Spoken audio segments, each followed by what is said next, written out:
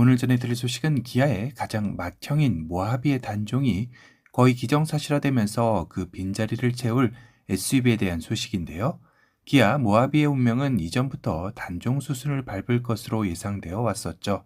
그런데 이번 타스만의 픽업 공개가 이루어지면서 조만간 생산 계획표상에서도 사라질 예정이라고 합니다. 현재는 월 200대 수준으로 생산 중이지만 이미 수출 생산은 지난해 멈춘 상황이기도 한데요.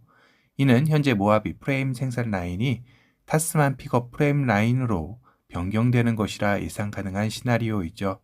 기아에서 17년의 역사를 가지고 최상위 플래그십 SUV로서 자리를 굳건히 지켜오던 모하비의 씁쓸한 퇴장이 아닐 수 없겠네요.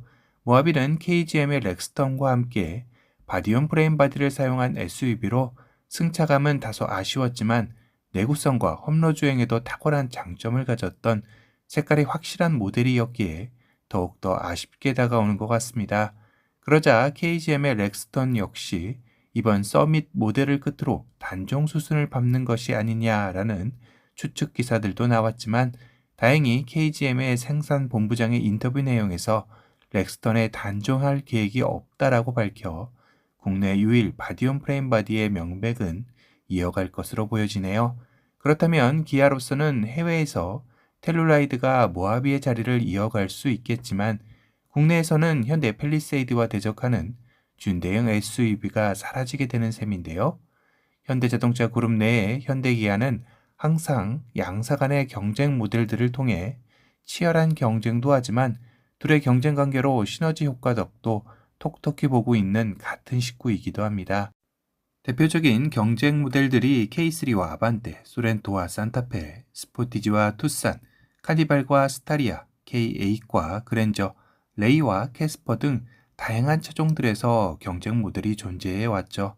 그런데 이번 모하비의 단종 수순으로 현대의 팰리세이드와 대적하는 준대형 SUV가 완전히 사라지게 되는 것인데요.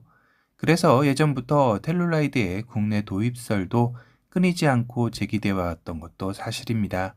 하지만 이번 타스만의 픽업 트럭의 등장으로 일단은 모하비를 생산하는 라인에서 타스만의 생산이 대체되기에 일단락이 되는 것도 사실인데요.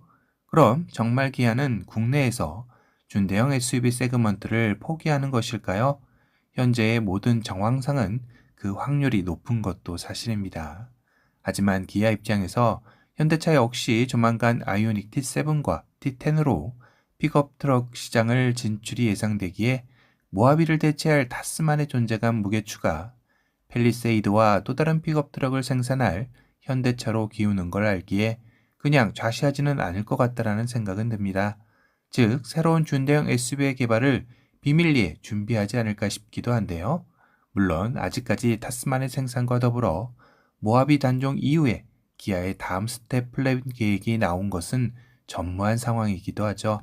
관련 업계에서도 앞서 언급한 대로 양쪽의 무게추를 어느 정도 맞춰가는 것이 현대 기아 입장에서도 더 많은 시너지 효과를 나타내는 것을 수십 년간 경험하였기에 분명 새로운 준대형 SUV의 등장이 당장은 아니겠지만 이뤄질 수밖에 없을 것이라 예상하고 있기도 합니다.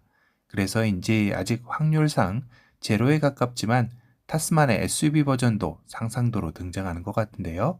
다만 타스만의 디자인에 대한 불호가 상당히 높은 현 상황의 시점에서 타스만의 디자인을 기반으로 한 SUV의 등장이 기아의 최선의 선택이 아니길 희망해보며 모하비의 단종 소식과 더불어 새로운 기아 플래그십 SUV의 등장을 희망해보는 시간을 가져봤습니다.